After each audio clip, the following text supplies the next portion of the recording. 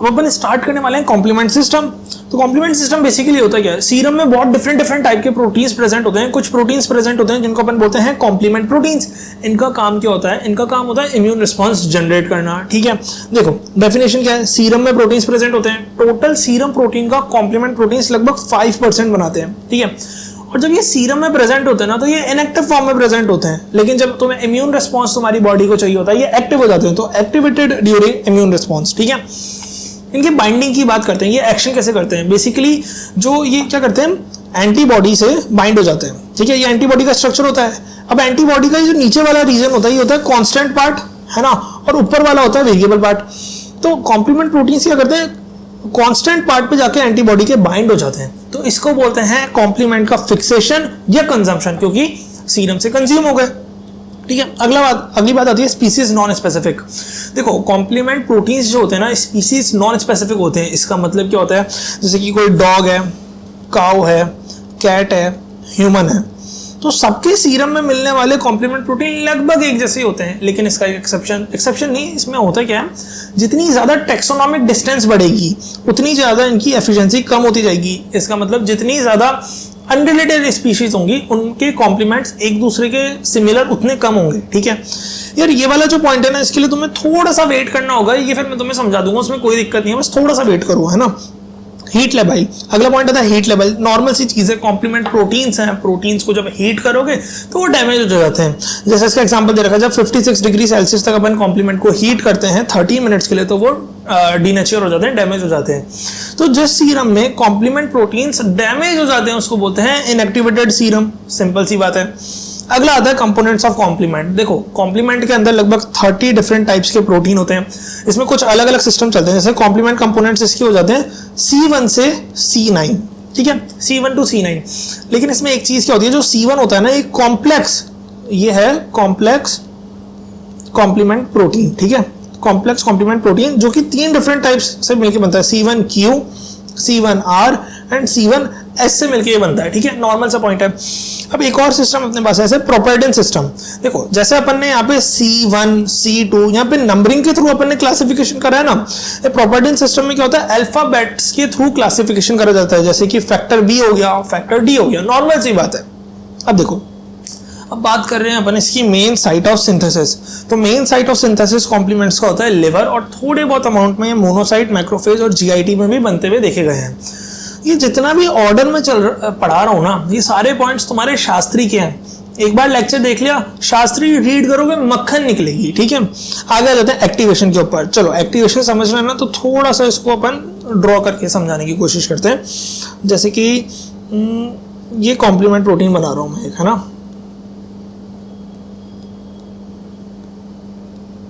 ठीक है, देखो लेट्स से ये C4 कॉम्प्लीमेंट प्रोटीन है। तो इसमें क्या होती है ना, 2 सब यूनिट्स होती हैं, 2 फ्रेगमेंट्स होते हैं बेसिकली। एक तो होगा बड़ा वाला B फ्रेगमेंट, B फॉर बड़ा, B फॉर बिग, है ना, और एक छोटा वाला होगा A फ्रेगमेंट। तो क्या होता है, ये इसकी एक्टिव साइट होती है, लेकिन अभी एक्टिव साइट अनएक्सपोज्ड है क्योंकि यहाँ पे A फ्रेगमेंट बाइंडेड है। तो अभी कॉम्प्लीमेंट अपनी इनएक्टिव स्टेज में, इनएक्टिव स्टेज में। ठीक है, नॉर्मल सी बात है। अब क्या होगा, जब इसको एक्टिवेट होना होगा तब इसका होगा प्रोटियोलिसिस, प्रोटियोलाइसिस, तो ये हो जाएगा एक्टिवेट। अब एक्टिवेट होएगा तब क्या होगा, उसके उस टाइम की पिक्चर समझना। जब C4 एक्टिवेट होएगा तो इसकी दोनों सब यूनिट्स अलग हो जाएंगी, और ये वाली जो साइट होती है एक्टिव साइट, ये अनमास्क हो जाएगी क्योंकि A फ्रेगमेंट हट गया। तो इसके 2 पार्ट निकलेंगे, C4A एंड C4B। अब देखो कॉम्प्लीमेंट पाथवे में ये वाली यूनिट जाती है, कौन सी वाली, B वाली, क्योंकि B वाली बड़ी यूनिट होती है। जो भी बड़ी यूनिट होती है ना, वो वाली कॉम्प्लीमेंट पाथवे में जाती है और ये वाली हट जाती है। ठीक है, जनरली जितने भी C1 से C9 के जितने भी अपने वो होते हैं फ्रेगमेंट्स, लेकिन बेसिकली आगे वालों में तो फ्रेगमेंट्स नहीं होते, है ना, लेकिन तो हमेशा B वाला फ्रेगमेंट जुड़ता है क्योंकि वो बड़ा होता है। लेकिन इसका एक्सेप्शन आ जाता है, एक्सेप्शन होता है C2 कॉम्प्लीमेंट प्रोटीन। उसमें भी 2 पार्ट होंगे, C2A और C2B। लेकिन इसमें क्या होता है, ये जो C2A वाली यूनिट होती है, ये होती है लार्जर यूनिट, बड़ी यूनिट। तो ये तो रहती है और ये B वाली जो होती है वो चली जाती है। तो ये बाइंड करती है और कॉम्प्लीमेंट पाथवे में जाती है, कॉम्प्लीमेंट पाथवे में आगे प्रोसीड करती है। ठीक है, सिंपल सी बात है, समझ में आ गया। अब यही चीज यहाँ पे लिख रही है, ठीक है। ये 2 यूनिट प्रोड्यूस करता है, larger B unit and smaller A unit, exception C2A, उसकी C2A वाली यूनिट होती है वो लार्ज होती है, ठीक है। आगे देखते हैं, देखो अब इसने यही चीज लिखी है, जो लार्ज फ्रेगमेंट होगा वो तो कैस्केड में रहेगा, लेकिन स्मॉल फ्रेगमेंट भाग जाएगा, डिफ्यूज हो जाएगा कहीं पे, ठीक है। अपने को उससे मतलब नहीं है। अब देखो, अब कॉम्प्लीमेंट प्रोटीन है, वो बेचैन हो रहा है, मुझे तो इम्यून रिस्पॉन्स भाई साहब जनरेट करना है ना। अब मुझे कैसे भी एक्टिवेट होना है और इम्यून रिस्पॉन्स मैं तो जनरेट करूंगा। ये बैक्टीरिया आ गया, मेरे को इसको फैगोसाइटोसिस करना है, इसका ऑप्सोनाइजेशन करवाना है, इसकी सेल मेम्ब्रेन को डैमेज करना है। कॉम्प्लीमेंट प्रोटीन ने सोच लिया। अब क्या होगा, उसके पास ना 3 रास्ते हैं एक्टिवेट होने के, एक तो है क्लासिकल, एक है ऑल्टरनेटिव, एक है लेक्टिन पाथवे। और बेसिकली इस चैप्टर में अपन यही 3 पाथवे स्टेप बाय स्टेप करके डिस्कस करने वाले हैं, ठीक है। ये क्लासिकल, ऑल्टरनेटिव, लेक्टिन पाथवे। अब इन तीनों पाथवे में ना एक चीज कॉमन होती है, स्टेजेस, है ना। ये तीनों पाथवे 4 स्टेजेस के थ्रू जाते हैं। पहली स्टेज होती है पाथवे का इनिशिएशन, दूसरी होती है एक चीज होती है C3 कन्वर्टेज, उसका फॉर्मेशन, फिर C5 कन्वर्टेज का फॉर्मेशन, और फिर लास्ट में MAC, जो कि काम की चीज है, जो इम्यून रिस्पॉन्स जनरेट करती है, MAC फॉर्मेशन। MAC का मतलब होता है मेम्ब्रेन अटैक कॉम्प्लेक्स। क्या मतलब होता है MAC का? Membrane attack complex. इतना आया समझ में? अब देखो, तो मैं ना एक पाथवे का फोटो दिखाता हूं। देखो, क्या तुम यहाँ पे नोटिस करोगे, ये क्लासिकल पाथवे, ये लेक्टिन पाथवे, ये ऑल्टरनेटिव पाथवे। यहां तक तो तीनों अपने अपने रास्ते पे थे, लेकिन इसके बाद आके सारे पाथवे एक पॉइंट पे आके मर्ज हो जाते हैं और सेम चलते हैं। कब तक चलते हैं? ये होता है C3 कन्वर्टेज, है ना। नहीं सॉरी, ये है C3 कन्वर्टेज, ये है C3 convertase, C3 convertase, C3 convertase. जैसे ही C3 कन्वर्टेज बन जाता है, उसके बाद सारे पाथवे सेम चलते हैं। तो इसका मतलब देखना, यहाँ पे ये लाइन लिख रखी है, all the 3 pathway differ from each other. देखो, डिफर कर रहे हैं, है ना। कब तक? Other till the formation of C3 convertase. देखो, ये C3 कन्वर्टेज दिख रहा है यहाँ पे, C3 convertase, C3 convertase, C3 convertase, यहाँ तक ये सारे पाथवे डिफरेंट है। उसके बाद then the remaining stages are identical in all the pathway. Simple सी बात है। तो अपनी अप्रोच क्या रहेगी इस चैप्टर को पढ़ने की? अपन C3 कन्वर्टेज तक का इसका फॉर्मेशन डिफरेंटली अपन अलग अलग करके पढ़ेंगे, और उसके बाद कॉमन पाथवे पढ़ लेंगे, फिर अपना ये सॉर्ट आउट हो जाएगा, ठीक है। ये वाला जो है बेसिकली इसको पढ़ना है, ये वाला 2 मिनट का भी नहीं होगा, ठीक है। अब अपन स्टार्ट करते हैं, पहले क्लासिकल पाथवे पढ़ेंगे, फिर अपन लेक्टिन पाथवे पढ़ेंगे, उसके बाद अपन ऑल्टरनेटिव पाथवे पढ़ेंगे। तो स्टार्ट करते हैं अपन क्लासिकल पाथवे से। अब देखो, हर एक पाथवे का एक ट्रिगर पॉइंट होता है ना। अगर जैसे एक पैथोजन है, पैथोजन नहीं सॉरी, ये अपना कॉम्प्लीमेंट प्रोटीन है, इसको 3 पाथवे से जाना है। अभी कैसे डिसाइड करेगा? ट्रिगर पॉइंट होगा। जैसे क्लासिकल पाथवे का ट्रिगर पॉइंट होता है एंटीजन एंटीबॉडी कॉम्प्लेक्स फॉर्मेशन, ठीक है। एंटीजन और एंटीबॉडी जैसे कॉम्प्लेक्स फॉर्मेशन देखो, कॉम्प्लीमेंट ने कहा मैं तो क्लासिकल पाथवे से जाऊंगा, तो इसका ट्रिगर पॉइंट क्या हो गया? एंटीजन एंटीबॉडी कॉम्प्लेक्स फॉर्मेशन, ठीक है। इसको अभी 1 मिनट के लिए छोड़ दो, इसके अपन सारे कैरेक्टरिस्टिक्स एक एक करके डिस्कस करेंगे। देखो, अब होता क्या है, इनिशिएशन देखते हैं। देखो यहाँ पे जैसे एंटीजन एंटीबॉडी रिएक्ट करेंगे, एंटीजन एंटीबॉडी कॉम्प्लेक्स बन जाएगा। तो अब यहाँ पे आएगा, सबसे पहले जुड़ेगा कौन सा कॉम्प्लीमेंट प्रोटीन? C1। अब तुम्हें मैंने बताया था C1 3 सब यूनिट से मिलकर बना होता है, C1Q, C1R एंड C1S, ठीक है। सबसे पहले ये ऑर्डर में ही आती है ऐसी। सबसे पहले C1Q आएगी, जैसे C1Q आई, C1R एक्टिवेट हो जाएगी, फिर C1R आएगी, फिर उसके बाद C1S आएगी, ठीक है। और जब ये तीनों सब यूनिट आ जाएंगी तो C1 जो है कॉम्प्लीमेंट प्रोटीन वो इसमें जुड़ जाएगा। इसके ऊपर बार का मतलब क्या होता है? C1 is bounded, bar means bounded, ठीक है। तुम देखो लेटर भी स्टार्टिंग में मैच कर रहे हैं, तो ये आसान हो जाता है अपने लिए, ठीक है। अब देखो, जो C1Q है ये बाइंड करती है, पहले ही बताया था, एंटीबॉडी से जो बाइंड करती है वो कहाँ पे बाइंड करती है? FC रीजन पे। तो C1Q जैसे होगी एंटीबॉडी पे बाइंड करेगी, जैसे ही बाइंड हो जाएगी तो C1R जो होगा, जो अपना C1R होगा वो एक्टिवेट हो जाएगा। C1R एक्टिवेट होगा तो क्या होगा? C1S एक्टिवेट हो जाएगा, ठीक है। ये नॉर्मल सा पॉइंट है। C1S के एक्टिवेशन के लिए कैल्शियम जरूरी होता है। इसको तुम अपने अकॉर्डिंग देखो, तुम्हें अगर ज्यादा याद करने का शौक है तो कर लो, वरना इतना इंपॉर्टेंट नहीं है। अब आती है C3 कन्वर्टेज फॉर्मेशन, ठीक है। तो C3, अब देखना, एक चीज दिखाता हूं, थोड़ा फोकस देना है ना। देखो, पहले C1 आया, फिर C4 आया, फिर C2 आया। तो C4 को तोड़ने का काम कौन करेगा? C4 का प्रोटियोलिसिस करेगा C1S, लास्ट वाली सब यूनिट। C2 को कौन तोड़ेगा? C4B तोड़ेगा, ठीक है। वही चीज यहां पे लिख रखी है, अब ध्यान से देखना। अब बात आ रही है C3 कन्वर्टेज के फॉर्मेशन की। तो ये जो C1S था ना, ये C4 को तोड़ देगा बीच में से, ठीक है। और अपन ने क्या बोला था, जो B वाली सब यूनिट होती है वो बाइंड करती है और A वाली जो होती है वो भाग जाती है। B वाली बाइंड करेगी, A वाली भाग जाएगी, ठीक है। तो इसमें C4B जो होगी ये कॉम्प्लेक्स से बाइंड हो जाएगी, A वाली भाग जाएगी, है ना। C2A नहीं, ये इसकी बात का है ना। अब देखो, तो ये जो C4B है ना, इसने बाइंड करा।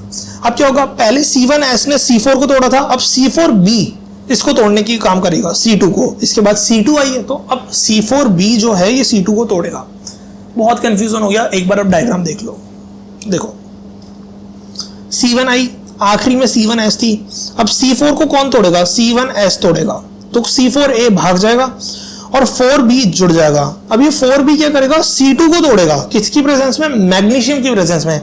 अब C2 में अपन ने क्या पढ़ा था, दो सब यूनिट थी C2A और C2B, ये वाली तो भाग जाएगी, ये वाली स्टे करेगी। तो इसमें C2B थी, ये भाग गई और जुड़ी कौन सी, 2A। तो अपन का क्या हो गया, टोटल स्टार्टिंग में सबसे पहले कौन सा जुड़ा, C1, फिर उसके बाद 4B, है ना, C4 का पार्ट जुड़ा था, फिर उसके बाद C2 को कौन सा पार्ट जुड़ा था, 2A, खत्म, सीधी बात। अपन ने क्या पढ़ा था, C3, और ये जो है ना, ये है क्लासिकल पाथवे का C3 कन्वर्टेज। नॉर्मल सी बात है, क्लियर हो गई होगी। आ जाओ, अब क्लासिकल पाथवे के कुछ पॉइंट्स हैं, बहुत नॉर्मल से हैं, वो तुम देखना समझ में आ जाएंगे। अपन ने क्या पढ़ा था, क्लासिकल पाथवे को कौन ट्रिगर करता है, एंटीजन एंटीबॉडी फॉर्मेशन। तो यहाँ पे एंटीबॉडी कौन कौन सी हो सकती है उसकी लिस्ट दे रखी है। सबसे ज्यादा तो ट्रिगर करने वाली एंटीबॉडी होती है IgM, IgG3 और फिर IgG1 और IgG2। इनके अलावा कोई और एंटीबॉडी नहीं क्लासिकल पाथवे को ट्रिगर नहीं कर पाती है, ठीक है। और ये इनका पोटेंसी का ऑर्डर है, सबसे ज्यादा पोटेंट ये होता है, फिर ये और लीस्ट पोटेंट ये होता है, और इसके बाद कोई सी भी और एंटीबॉडी आएगी वो क्लासिकल पाथवे को ट्रिगर नहीं कर सकती, ठीक है। Trigger antigen antibody complex formation, first component ये अपन ने पढ़ लिया, ठीक है, ये भी अपन ने पढ़ लिया, और इसका C3 कन्वर्टेज पढ़ लिया। C5 कन्वर्टेज तुम थोड़ा टाइम दो, ये तुम्हें समझ में आ जाएगा, है ना। एक साथ मैंने कहा था इसके बाद के सारे पाथवे अपन एक साथ पढ़ेंगे। आ जाओ आगे, ये लेक्टिन पाथवे। अब लेक्टिन पाथवे में होता क्या है, देखो कोई माइक्रोब आया, माइक्रोब के सरफेस पे प्रेजेंट होएगा मैनोज, क्या प्रेजेंट होएगा, मैनोज, ठीक है। अपनी बॉडी में होंगे लेक्टिन्स जो कि बाइंड करेंगे मैनोज के साथ। तो इन लेक्टिन्स को अपन क्या बोलेंगे, MBL, मैनोज बाइंडिंग लेक्टिन। आ जाओ, अब इसके रीड करते हैं पॉइंट। इनिशिएशन कैसे हुआ, माइक्रोब्स के सरफेस पे था मैनोज, है ना, मैनोज से जाके बाइंड करेगा MBL, MBL बोले तो मैनोज बाइंडिंग लेक्टिन। उसके बाद बन जाएगा अपना MBL MASP कॉम्प्लेक्स। अब MASP क्या है देखना, MBL एसोसिएटेड सीरीन प्रोटीन, और MBL की फुल फॉर्म तो मैंने बता दी, मैनोज बाइंडिंग लेक्टिन। तो ये बन जाएगा, ठीक है। अब अपन इसको रिलेट करेंगे क्लासिकल पाथवे के साथ। ध्यान से देखना, चीजें थोड़ी कंफ्यूजिंग हो रही है, एक बार तुम्हें थोड़ा पेशेंस रख के देखना होगा, सारी चीजें समझ में आ जाएगी। देखो अब मैं एक लाइन ड्रॉ कर रहा हूं, उसको ध्यान से देखना। इस पॉइंट तक ये दोनों डिफरेंट थे, इसके बाद से ये दोनों बिल्कुल सेम चलेंगे, है ना। कैसे वो देखना, यहाँ पे आया था C1Q, यहाँ पे आया MBL, ये इसके होमोलोगस है। फिर यहाँ पे आया C1R और C1S, ये MASP के होमोलोगस है। फिर उसके बाद तो इसमें भी C4 आया, इसमें भी C4, इसमें भी C2 आया, इसमें भी C2 आया। नॉर्मल सी बात है, ठीक है भाई साहब। तो अब मैं एक पॉइंट बोल रहा हूँ, MBL in lectin pathway is similar to C1Q of classical pathway, normal बात। MASP of lectin pathway is similar to C1R and C1S of classical pathway, normal सी चीज है, ठीक है। आ जाओ, ठीक है। अब MASP functions like C1R and C1S in classical pathway बता ही दिया। अब इसके बाद आता है फॉर्मेशन ऑफ C3 कन्वर्टेज। देखो अपना टारगेट क्या है, अपने को पहले बनाना है सारे पाथवे का C3 कन्वर्टेज, फिर C5 कन्वर्टेज, तो फिर उसके बाद सारे पाथवे सेम चलेंगे, वो अपन बना ही लेंगे। देखो जब MBL MASP कॉम्प्लेक्स बन गया तो तुम्हें ये वाला पाथवे तो याद हो ही गया, वैसे ही इसमें सेम करना है। MBL MASP के बाद यहाँ पे अपन ने 4B चिपकाया था, यहाँ पे भी 4B चिपका दो, यहाँ पे अपन ने 2A चिपकाया था तो यहाँ पे भी 2A चिपका दिया। तो ये पूरा कॉम्प्लेक्स जो है ये C3 कन्वर्टेज है, किसका, अपने लेक्टिन पाथवे का। नॉर्मल सी बात, आगे समझ में, आगे चलें।